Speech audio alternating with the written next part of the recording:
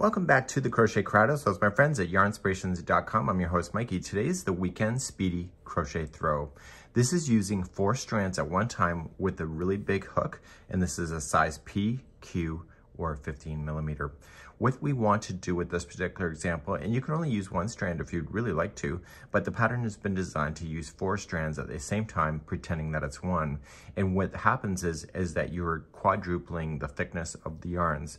Now I'm going to give you a little bit of a tip here. You'll notice that the different colors that they have, so A and B was the same color, C and D are different. So that's what's called as being marled. But I'm going to show you a little technique that I would consider of marling even more with Super Saver Ombre, and also mixing in just regular Super Saver as well. So let me give you that tip just in case you're interested. So on screen are 3 balls of Red Heart Super Saver Ombre that you can see, and the other one is just Red Heart regular yarn, and it's in the 1 color. What happens with these ombres is that there's 5 different tones per ball. So there's 5, 10, 15 colors plus the 1 here. And what happens is that as you're crocheting along and it's changing color, you'll notice that the blanket will also change color to match that. So you will see that this one blue will be phasing in and out of the colors that it has, but so will also be the other 2 colors. And so what's going to happen throughout the whole blanket is that you're going to have really interesting tones being applied, and it's completely random in that sense, and that's something that you can just decide to do. So let's go back to the pattern because I got to show you the crochet diagram next. On page number 2 is the crochet diagram, and once we get row number 1 done, rows number 2 through 7 is the repeat. So you got 2 rows of double crochet, you have these V-stitch combinations here, and then you also have then a row of double crochet. So once we get through this pattern, you'll just repeat then rows number 2 through 7 until the specified size. It says repeat the 2nd to the 7th row 7 more times, and then the 2nd and the 3rd row 1 time, and then that's it. And so then it's just an equally spaced border of single crochet around with 3 single crochets in the corner. So I'm going to begin. If you would like to change the size of this blanket, especially if you're using just 1 strand or maybe even 2, the multiple is 3 chains plus 9. So you'll say 3, 3, 3, 3, or if you're happy with the size, add 9 more and you'll have the perfect balance in order to maintain this pattern. Let's begin now. The pattern says to chain 66 if you'd like to maintain exactly what you see, but if you are changing the size like I am, just keep in the multiples of 3 plus 9. So you're just going to chain and just count those out. So it's going to be 1, 2, 3. So there's 1 multiple, and so you keep on doing that. So 1, 2, and 3. If you're not happy with the width yet, just keep adding 3s. So 1,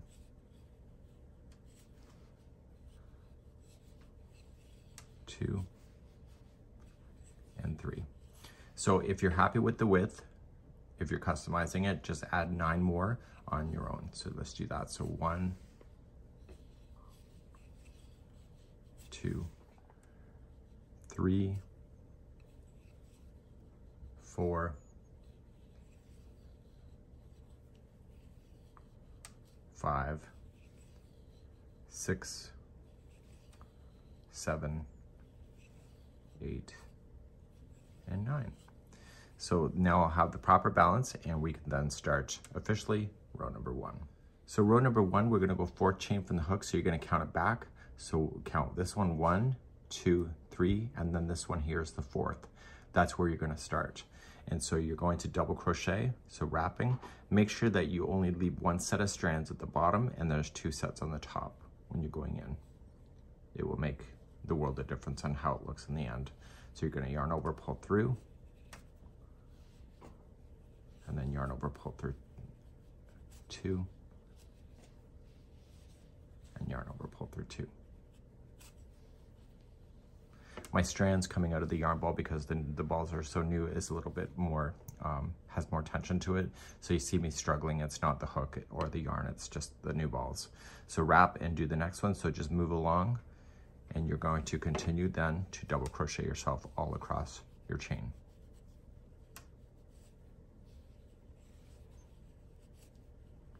Okay, so keep on moving.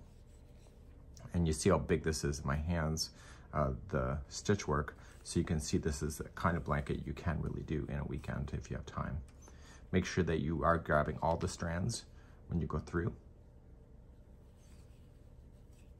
and continue all the way across your chain. And I'll be right back in a moment. So just working away on my little swatch, going all the way to the end.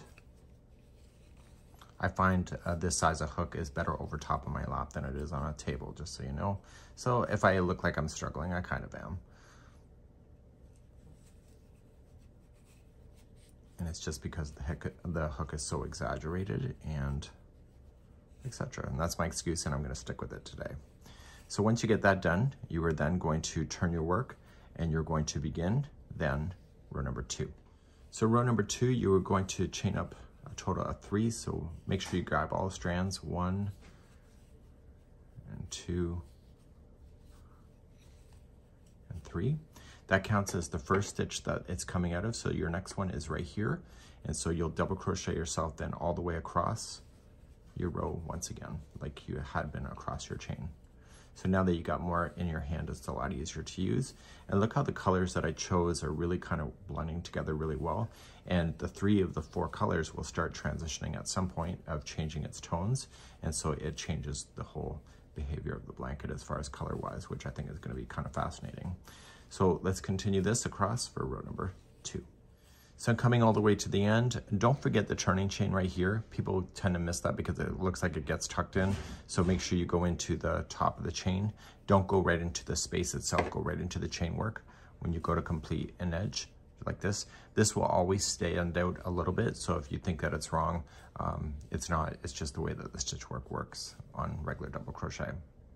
So let's turn our work and begin row number 3. In row number 3, we're going to chain up 3.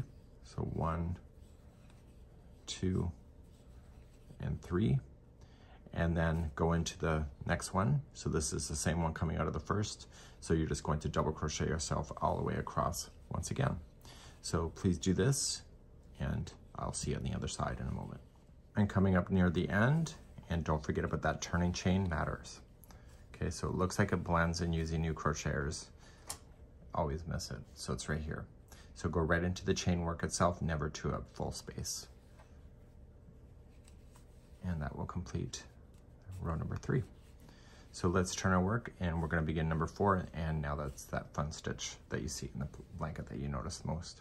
Let's begin row number 4, 5, and 6. They're all the same, and we're going to start by chaining 3. So 1, 2, and 3, and that's your first double crochet, and you'll come into the very next one available to you.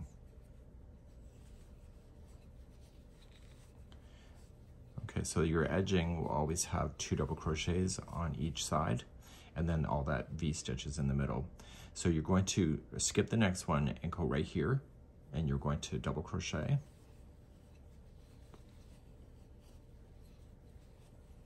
And then you're going to chain 1, and then in the same one, double crochet again. So you're creating a V stitch that is 1 double crochet, chain 1, 1 double crochet.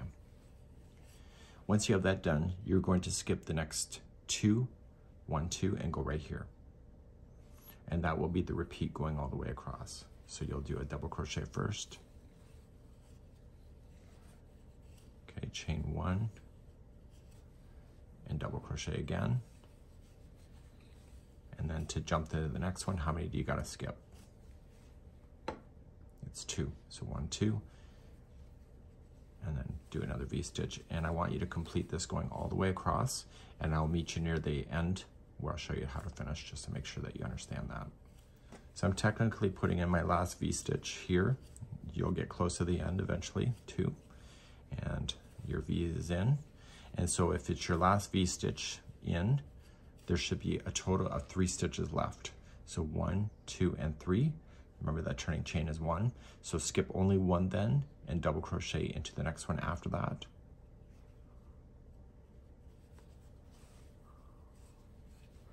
And then double crochet into the turning chain.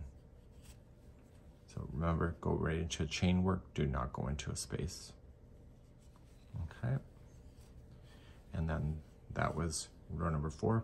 Turn your work, and let's do number 5. Let's do number 5. You're going to chain up 3, counts as your first double crochet. and you're going to double crochet immediately into the next one here. So remember the edging I talked to you about, it's always got 2 double crochets on it. So now that the V-stitch is already in before, that's all you got to look for. Look for the V-stitch, look for the chain 1 that separates the V itself, and you're just putting a V-stitch right into that space. When you go, okay, then you're going to chain 1 and double crochet again into that space, and then now that V-stitch is complete. So I look for the next V-stitch, go right in the chain 1, and you're going to do this all the way across. So I'll meet you close to the other side in a moment. So I'm coming all the way across. I'm in my last V-stitch here.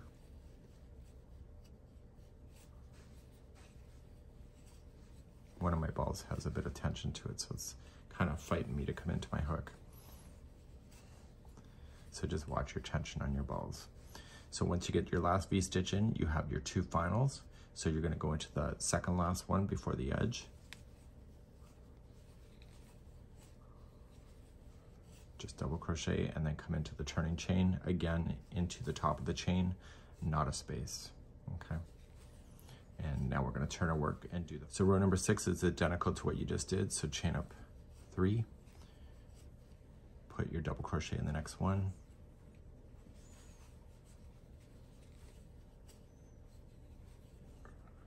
okay, and then you look for your V-stitch again right here, and you're just going to slam another V-stitch in. So there's 3 rows in a row where the V-stitches are all lined up with each other. So once the first V is done, you just jump to the next one. So jump there and do that all the way across. I'll see you close to the other side in a moment. So I'm coming up close to the other side. The last V is in. So I got my 2 on the edge. So double crochet in the one before the edge and then into the turning chain. Okay, and so we have one more row to do before we start the repeat all over again from row number 2. So let's turn our work and begin row number 7. Row number 7 is the final of the repeat, and we're going to return back to doing the double crochets just solid across. And so let's get our hook ready, and we're going to chain 3. So 1, 2, and 3. And then every stitch is going to get something. So the next one is a double crochet.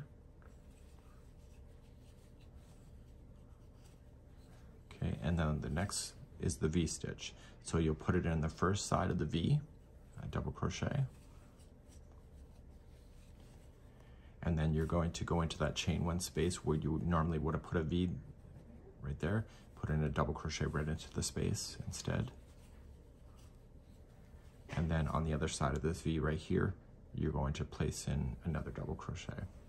So I need you to put in a double crochet in every stitch, including chain 1 spaces, all the way across, and you'll be filling in the V shape as you go. So 1 in the first leg of the V here.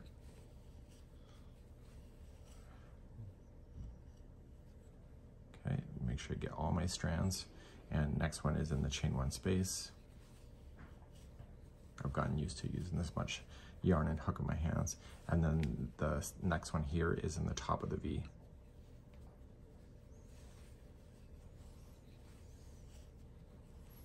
Okay, so please do this all the way across, and I'll see you on the other side in a moment. So coming to the other side, the last 2 have your double crochets, which is the 1 double crochet that's part of an edge, and then your turning chain is the final. And that completes your whole repeat of 2 through 7. So let's turn our work and let's yap about what you need to do. So just kind of pulling down here, it will straighten up your edges. So what you need to do, there's video chapters here in the video description. And what you can do is just reverse back now the time marker to row number 2 and do that all the way through 7 again and again. And you have to do that a total of 7 more times. Okay, so once you have it done once, you'll do 2 through 7 more times. You'll then repeat rows number 2 and 3 one more time. And so that means that you'll have the balance of your stitch work on the opposite side of this. So eventually you're going to have to weave in your ends. And so whenever a yarn has run out, you will have yarns that you need to take care of. We have videos available for that. But what I would strongly consider doing, don't weave them together as a main bunch, but do it individually. and you'll have better success. So you can just finish off your yarn when you're ready to do that, and use a tapestry needle to close it down. So placing in your tapestry needle to the individual strands itself, you just want to weave it back and forth and get it caught. Now don't go in between all of the plies. What I'd recommend is put the needle so it goes through plies. So just be careful just to kind of snag it through the plies itself, not just going in between the strands, and that will really help it get stuck. Okay, and you want to go back and forth a total of 3 times. So any times that you had to change your yarn over, I'd strongly recommend that you take the time and put it onto a tapestry needle and hide in the ends. And this would be the weekend Speedy Crochet blanket. You can see how much I just did here in this short time frame. So a weekend, you know, you can get probably at least 1 done, depending if you have a life or not. That's it for today, and we hope you have a great afternoon. We'll see you again. Bye-bye.